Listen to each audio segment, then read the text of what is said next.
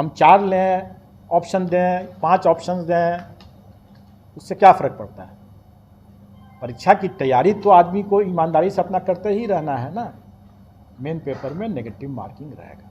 कुछ जो छूट, जितनी तरह की छूट है वो विज्ञापन में आप पढ़ लेंगे, जैसे विषय के हिसाब से भी, जैसे कंप्यूटर के मामले में भी लोगों की जिज्ञासा थी और कितना प्राप्तांक क्या है, वो सारा डिटेल्स जो है वो आपको विज्ञापन में मिल जाएगा। जब आप जमा करेंगे आवेदन, तो आप सभी दस्तावेज के साथ जो प्रमाण पत्र आपके हैं, परीक्षा फल अगर आपका निकला हुआ है तो वो भी है, वो सभी को की छायाप्रति आपको लगा करके ही देना है। बाद में उसमें लगाने का या जमा करने का मौका नहीं दिया जाएगा। बीएड की परीक्षा अभी हो गई है शायद, और उसका परीक्षाफल अभी घोषित नहीं हुआ है।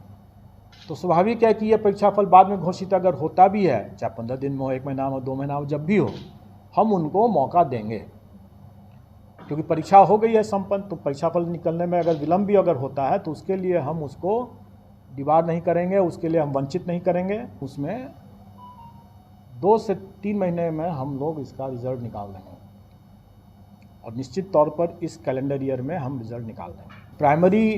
प्राथमिक विद्यालय के अध्यापकों के लिए जो सिलेबस है वो वही सिलेबस है जो हमारा फंडामेंटली हम लोग कह रहे हैं कि जो पढ़ाते हैं वही सिलेबस हुआ। जो बच्चों का जो सिलेबस है वही सिलेबस है, और उसी को हम और स्पष्ट कर दें कि प्राथमिक विद्यालय के लिए जो SCERT का जो सिलेबस है, के हिसाब से जो सिलेबस है, वही राज्य सरकार का सिलेबस है, वही राज्य के विद्यालयों में लागू है, और वही इस तरह के अध्यापकों के लिए, अभ्यर्थियों के लिए वो सिलेबस होगा। 9th 10th और फिर उसके बाद 11th 12th के लिए जो है मामला, उसमें राज्य सरकार के विद्यालयों में जो पाठ्यक्रम है वो NCERT के पाठ्यक्रम का जो है वही है।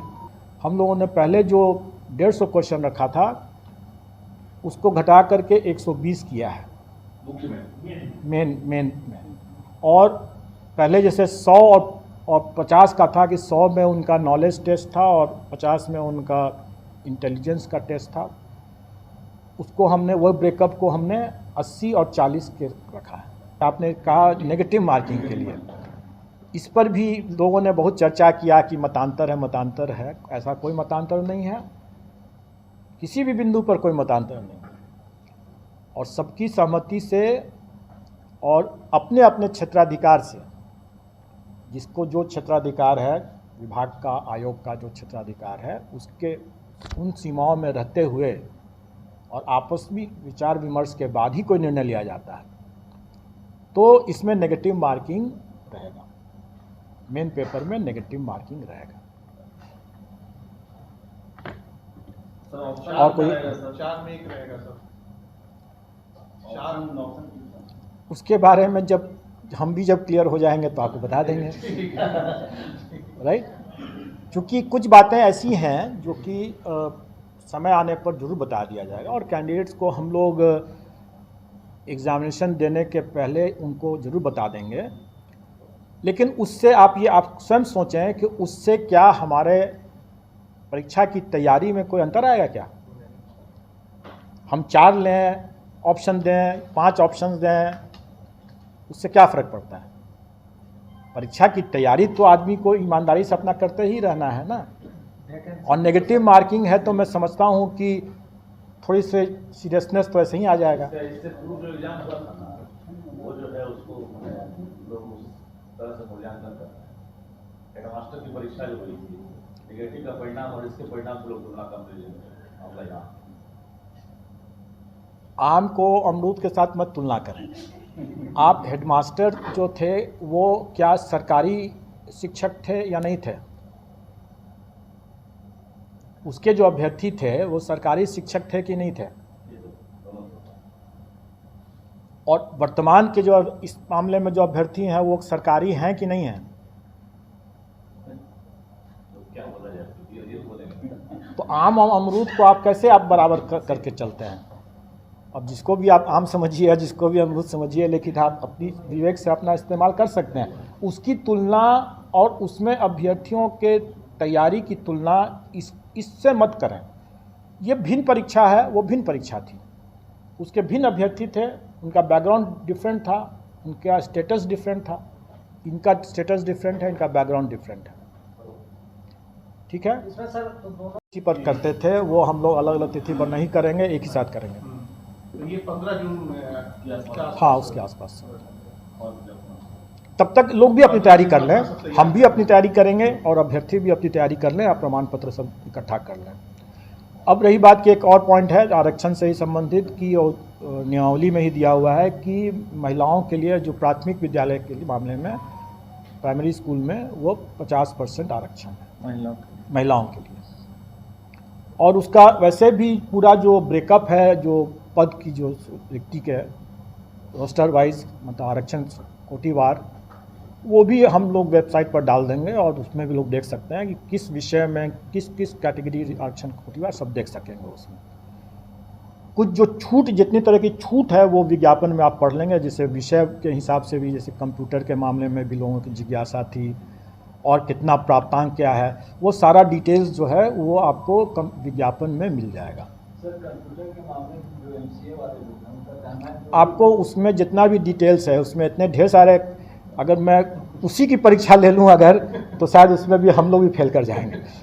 तो इसमें कई ऐसे हैं जिसको लेकर के हमें अपने आवेदन, ऑनलाइन आवेदन, चूँकि हम ऑनलाइन ही लेंगे, इसमें ऑनलाइन आवेदन को तैयार करने में हम लोग को समय लगेगा उसके लिए। लेकिन हम ये भी कह रहे हैं कि जो अभ्यर्थी इसमें आवेदन देंगे ऑनलाइन और जिनका परीक्षा फल निकला हुआ है और बाकी जो प्रमाण पत्र, जैसे उनको अपने आरक्षण संबंधी जो प्रमाण पत्र हैं, ईडब्ल्यूएस संबंधी प्रमाण पत्र हैं, डोमिसाइल संबंधी प्रमाण पत्र हैं, उनको वो आवेदन के साथ अटैच करना अनिवार्य है। ये नहीं होगा कि हम बाद में हम दे देंगे, अभी हमारे पास नहीं है, अब डिक्लेयर कर देते हैं लोग और बाद में बोलते हैं कि हम ला रहे हैं, नहीं लाते हैं। इसमें हम लोग ये कर रहे हैं कि नहीं, आपको उसी के साथ ही देना है। अगर आपके पास में नहीं है तो आपको 15 दिन का टाइम रहेगा, आप बना लीजिए, आप बनवा लीजिए इस बीच में।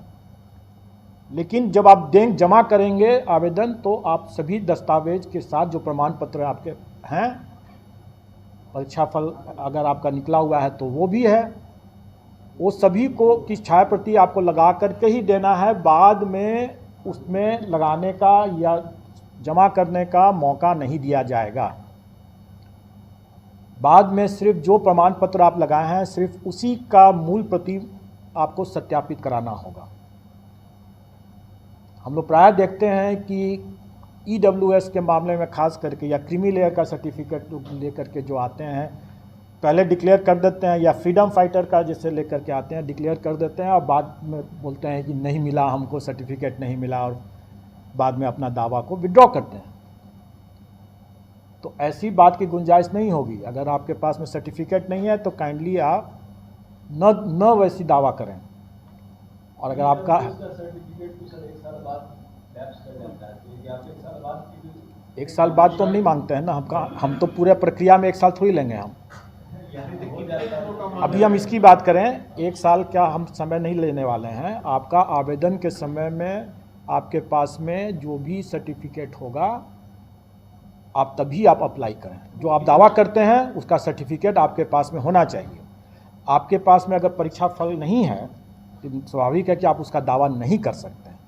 तब आपको आपके पास संभावित जो परीक्षा होने वाली है, या आप ये घोषणा आपको देना होगा कि अगर आपने परीक्षा दे दिया है और आपके पास में सर्टिफिकेट अभी नहीं मिला है, प्रमाण पत्र, तो आपको ये अंडरटेकिंग देना होगा कि आपने परीक्षा दे दिया है या परीक्षा होने वाली है और आप उसमें देने वाले हैं, और आप समय पर आप जब मांगा जाएगा तो सत्यापन के समय में आप मूल दस्तावेज दे पाएंगे, अन्यथा आपकी पात्रता नहीं मानी जाएगी, स्वीकार नहीं की जाएगी। ये चीज़ उनको देना होगा अंडरटेकिंग। अब इसका रिजर्वेशन और डोमिसाइल कितना पुराना चलेगा?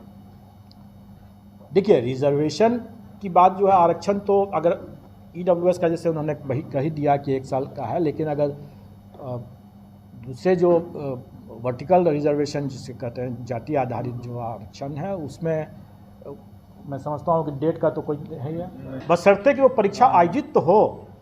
अगर मान लीजिए उसने अभी तक न सीटेट किया है, न बीटेट किया है, न एसटीईटी किया है और न ही ग्रेजुएशन किया है, और फिर भी वो आकर के कह रहा है कि हमको संभावित है सारी परीक्षाएं एक साथ हो, तो अगर हो जाता है 100% वो उसका लक। सर ये थोड़ा इसमें ये हो गया डीएलएड बीएड सीटेट बीटेट की।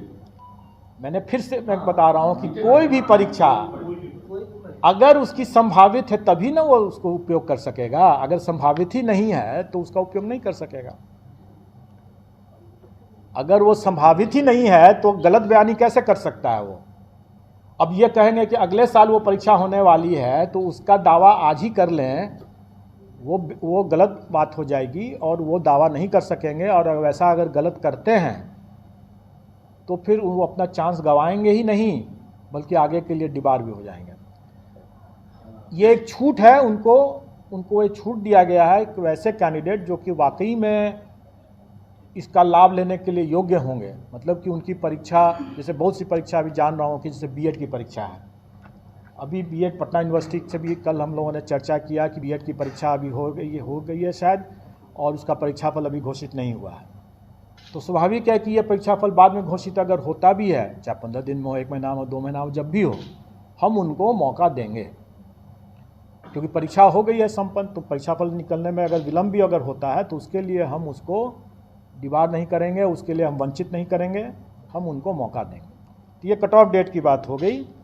अब मेरा एक लोगों से ये अनुरोध है कि बहुत बार लोग गलत अटकलबाजी के आधार पर लोग जो समाचार डाल देते हैं उससे थोड़ा परहेज करें। और एक बड़ा एक मामला आ रहा है जिसमें लोग ये प्रचारित कर रहे हैं कि जब आयोग आज तक मात्र साल में या इतने वर्षों में कुछ ही हजार नियुक्तियां जब कर पाई हैं, तो यह आयोग 1,70,000 नियुक्ति करने में 5 वर्ष से 10 वर्ष और कुछ कितने वर्ष लगाएंगे लोग। अब मैं ये कहूँ कि अगर हम कंबाइंड सिविल सर्विसेज में करीब 6 लाख अभ्यर्थी भाग लेते हैं और फाइनली सिलेक्शन जो होता है वो 800, 900, कभी 300 इस तरह से होता है, तो क्या बाकी अभ्यर्थियों का हम मेरिट लिस्ट नहीं बनाते हैं? उनके कॉपीज़ का या OMR शीट का हम इवैल्यूएशन नहीं करते हैं? हम तो करते ही हैं। हमको अगर 6 लाख लोगों का अगर परीक्षा देगा तो सभी 6 लाख लोगों का हमको OMR शीट का इवैल्यूएशन तो करना ही है। अब वैकेंसी जितना रहेगा हम उतना पास ऑन कर देंगे। हम तो सभी 6 लाख का करते ही हैं ना, उसके लिए हम 5 साल तो नहीं लेते हैं। तो इस तरह का जो गलत बयानी जो लोग कर रहे हैं, लोगों को गुमराह कर रहे हैं। और अगर आप लोग भी अगर वैसा साथ देते हैं तो आप लोग भी उसके हाथ की कठपुतली बनते हैं। तो आप समझ लें कि हास्यास्पद स्थिति है कि नहीं है। क्या वो इससे तो यही पता चलता है कि ऐसे बोलने वाले लोग और ऐसे कुतर्क देने वाले लोग जो हैं वो पब्लिक को क्या समझते हैं, महाबेवकूफ़ समझते हैं। तो खैर ये उनकी सोच है। मैं आपको ये बता दूं कि इसमें आप लोग समझ चुके हैं। आप लोग हंस रहे हैं तो आप लोग समझ चुके हैं कि हम अगर 6 लाख लोगों की परीक्षा लेंगे तो हम सभी का ना मार्किंग करेंगे, सभी का ना मेरिट बनाएंगे। उसमें से ऊपर से जितने लोगों का वैकेंसी होगा अपने को दे देंगे। जितने सिलेक्शन हुए 5 साल नहीं लेंगे हम, 5 महीने भी नहीं लेंगे हम इसमें। और हम इसमें जल्दी ही करेंगे। और जैसे मैंने पहले ही बताया था कि अगर हम कंबाइंड सिविल सर्विसेज का अगर 1.5 महीने में रिजल्ट निकालते हैं तो इसमें हमारी करीब 4 परीक्षाएं हैं, क्योंकि 3 तरह के पद हैं और एक क्वालिफाइंग नेचर का है। तो क्या हम 4 गुना समय लेंगे? नहीं, उसमें 2 से 3 महीने में हम लोग इसका रिजल्ट निकाल देंगे और निश्चित तौर पर इस कैलेंडर ईयर में हम रिजल्ट निकाल देंगे। अब रही बात कि आवेदन हम लोग इसको आमंत्रित करने का डेट थोड़ा आगे रखेंगे, क्योंकि इसमें कई इसमें रिलैक्सेशन की बातें, जैसे एज के लिए कट ऑफ डेट 1/8/2023 है और ये शिक्षक नियमावली से जो नियुक्ति नियमावली है उसी में है ये दिया हुआ, न्यूनतम और अधिकतम दोनों के लिए यही कट ऑफ डेट है। लेकिन इसके बाद इसमें अलग अलग श्रेणी के लिए अलग अलग मामलों में इसमें कट ऑफ डेट के बाद रिलैक्सेशन भी अलग अलग है। किसी में 10 साल है, किसी में 14 साल है, किसी में 11 साल है। जो सिलेबस के संबंध में जो बार बार लोगों की चर्चा होती रही है कि सिलेबस का विस्तार किया जाए, तो सिलेबस का विस्तार करने की कोई आवश्यकता नहीं है। लेकिन एक चीज़ हम लोगों ने ज़रूर स्पष्ट आउट कर दिया है कि प्राथमिक विद्यालय के अध्यापकों के लिए जो सिलेबस है वो वही सिलेबस है जो हमारा फंडामेंटली हम लोग कह रहे हैं कि जो पढ़ाते हैं वही सिलेबस हुआ, जो बच्चों का जो सिलेबस है वही सिलेबस है। और उसी को हम और स्पष्ट कर दें कि प्राथमिक विद्यालय के लिए जो SCERT का जो सिलेबस है के हिसाब से जो सिलेबस है वही राज्य सरकार का सिलेबस है, वही राज्य के विद्यालयों में लागू है और वही इस तरह के अध्यापकों के लिए, अभ्यर्थियों के लिए वो सिलेबस होगा प्राथमिक विद्यालय के लिए।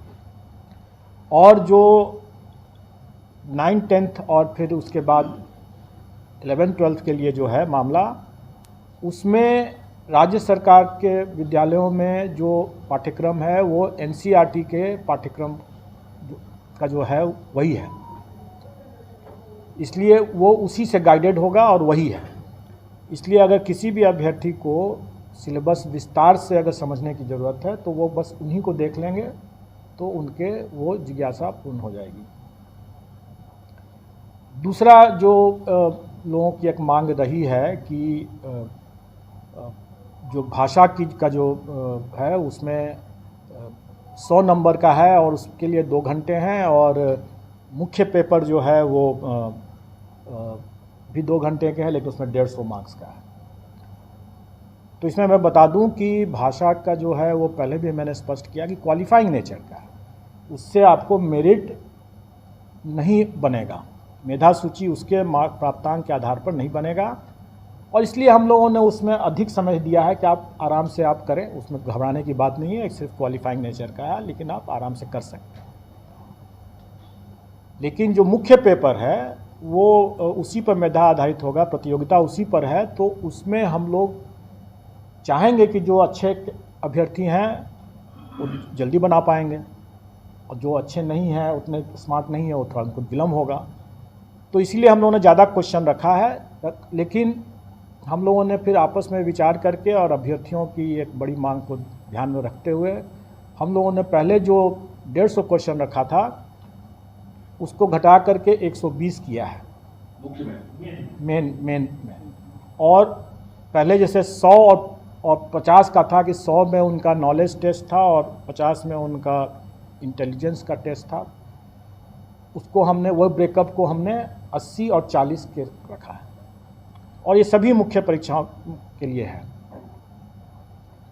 मतलब 120 क्वेश्चन रहेगा, 80 और प्लस 40। और ये भी मैं स्पष्ट कर दूं कि एक पद के लिए एक ही मेन पेपर है।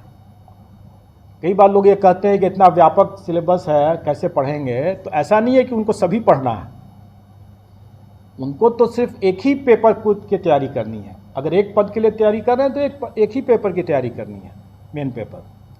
भाषा तो सबके लिए लागू है, वो तो क्वालिफाइंग नेचर का। तो इसलिए अगर वो 2 पद के लिए तैयारी कर रहे हैं तो उनको 2 पेपर पढ़ना पड़ेगा, 2 पेपर के हिसाब से पढ़ना होगा। और ये भी है कि उनको जो अपना विषय उनका है, मतलब जिसमें वो स्टेट की परीक्षा पास किए हैं, उसी विषय से उनको देना है। और इसमें सिर्फ पहले मैंने स्पष्ट किया है कि सिर्फ कॉमर्स का ही एक ऐसा विषय है जिसमें कि अगर वो स्टेट किए हुए हैं तो उसमें उनको विकल्प है विषय का, उसमें 3 विकल्प है, अकाउंटेंसी है और एक बिजनेस स्टडी है या एंटरप्रेन्योरशिप है और एक और है, वो आपको सब विज्ञापन में सब मिल जाएगा उसमें। तो ये एक बातें हुई पाठ्यक्रम के बारे में। अब इसके आगे ये हमें बताना है कि अभ्यर्थियों की एक और मांग जो सरकार के समक्ष गई थी, आयोग को भी लोग दे देते हैं, लेकिन एक्चुअली वो निर्णय सरकार को ही लेना है और सरकार ने संसूचित किया है और ये भी कल की बैठक में ही क्लियर हुआ है कि जो अपीयरिंग कैंडिडेट हैं उनको भी हम लोग मौका देंगे और अपीयरिंग कैंडिडेट के लिए शैक्षणिक प्रशैक्षणिक अर्हता का कट ऑफ डेट जो होगा वो 31/8/2023 होगा। मैं फिर से इसको ज़रा स्पष्ट कर दूं कि ये डेट है कि इस तारीख तक अगर उनकी परीक्षा हो गई है, जो अर्हता संबंधी परीक्षा अगर हो गई है तो वो आवेदन दे सकते हैं। उनका परीक्षा फल बाद में भी निकले तो कोई हर्ज नहीं है, उनको हम लोग भाग लेने का, इसमें आवेदन और प्रतियोगिता में भाग लेने का मौका दिया। लाइव बिहार यूट्यूब पर सब्सक्राइब और फेसबुक पर लाइक जरूर करें।